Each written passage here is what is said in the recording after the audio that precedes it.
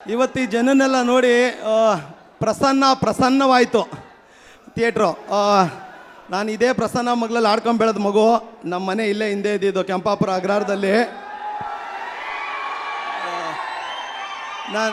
ನಾನು ಯಾವಾಗಲೂ ಒಂದು ಮಾತು ಹೇಳ್ತಿರ್ತೀನಿ, ಈ ಭಕ್ತರೆಲ್ಲ ಒಂದು ಕಡೆ ಸೇರಿದ್ರೆ ಅದು ದೈವ ಮಂದಿರ, ಈ ದೇವರೆಲ್ಲ ಒಂದು ಕಡೆ ಸೇರಿದ್ರೆ ಅದು ಚಿತ್ರಮಂದಿರ ಅಂತ.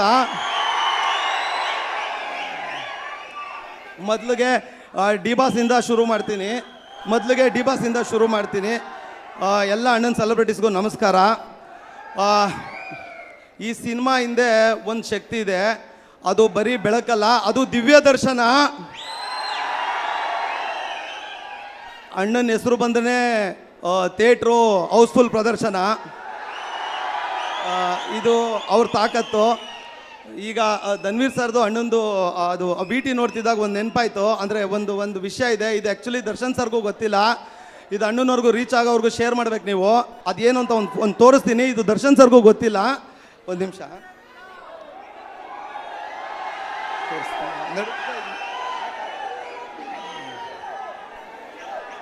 ಈಗ ಇದೊಂದು ಫೋಟೋ ಬಂತು, ಧನ್ವೀರ್ ಸರ್ ದರ್ಶನ್ ಸರ್ ಹಿಂದೆ ಇರೋದು. ಈ ಫೋಟೋನ ಒಂದಷ್ಟು ವರ್ಷಗಳ ಹಿಂದೆ ನಾನು ಮಾಡಿದ್ದು ಈ ಫೋಟೋ.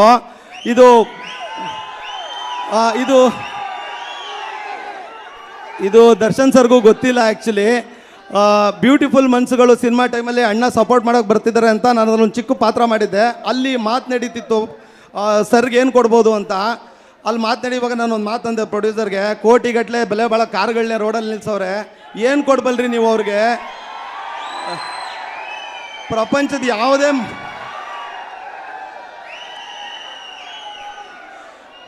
ಯಾವುದೇ ಮೂಲೆಯಿಂದ ತಂದ್ರೂ ಅದು ಅವ್ರು ನೋಡಿರ್ತಾರೆ, ಅವ್ರ ಗೋಡನಲ್ಲಿರುತ್ತೆ.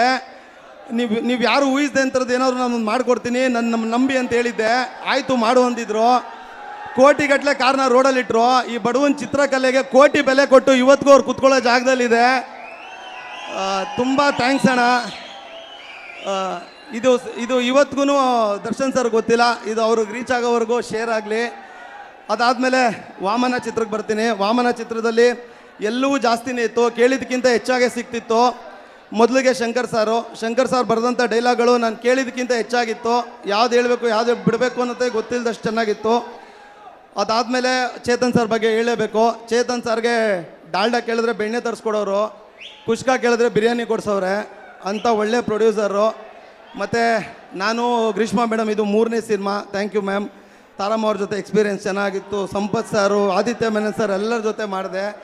ಇದೆಲ್ಲ ಆದಮೇಲೆ ಒಂದು 2 ಲೈನ್ ಹೇಳಬೇಕು, ಬಿಕಾಸ್ ಇದರಲ್ಲಿ ಒಂಚೂರು ಇಂಗ್ಲೀಷ್ ಬರುತ್ತೆ, ಬೈಕೋಬೇಡಿ. ಯಾವಾಗಲೂ ನನ್ನ ಮೀಡಿಯಾವ್ರು ಕೇಳ್ತಾರೆ, ಸುದಿ ನೀನು ಪ್ರಾಕ್ಟೀಸ್ ಮಾಡ್ಕೊಂಬರ್ತೀಯಾ ಅಂತ.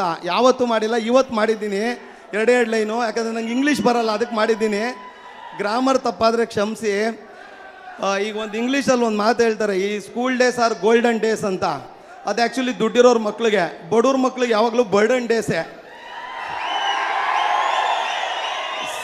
ಸಾಕ್ಸ್ ಇದ್ರೆ ಶೂ ಇರಲ್ಲ, ಶೂ ಇದ್ರೆ ಲೇಸ್ ಇರಲ್ಲ, ಟೈ ಇರಲ್ಲ, ಯೂನಿಫಾರ್ಮ್ ಇರಲ್ಲ. ಹಿಂಗೆ ಬೆಳೆದ ಮಕ್ಕಳು ನಾವು ಅಗ್ರಹಾರದಲ್ಲಿ. ನನ್ನ ಜೀವನದ ಗೋಲ್ಡನ್ ಡೇಸ್ ಅಂದರೆ Vamana days are my golden days. Because I was with a golden man Dhanveera. ಅವ್ರ ಹೆಸರಲ್ಲೇ ಗೋಲ್ಡ್ ಇದೆ. ಹಂಗಾಗಿ ತುಂಬ thank you Dhanveer sir. Entire ಟೀಮ್ಗೆ ಥ್ಯಾಂಕ್ಸ್ ಹೇಳ್ತೀನಿ. ಅಷ್ಟು ಪ್ರೀತಿಯಿಂದ ನೋಡ್ಕೊಂಡಿದ್ದಾರೆ ನನ್ನನ್ನು.